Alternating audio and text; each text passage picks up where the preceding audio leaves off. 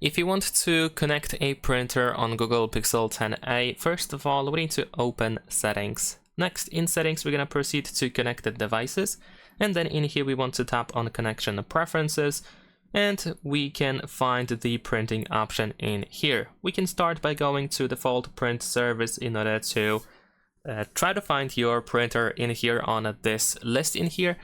And you might be able to find it. However, if you cannot find your printer on this list, you might want to tap on Add Service on the previous menu, and you need to download a plugin, additional plugin or a service for your printer from Google Play. And after you get a plugin for your printer, you might be able to find your printer.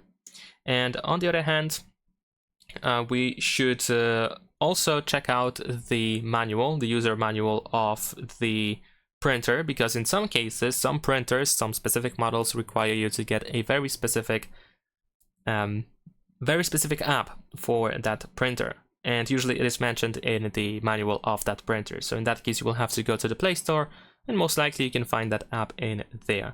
Leave a like and subscribe.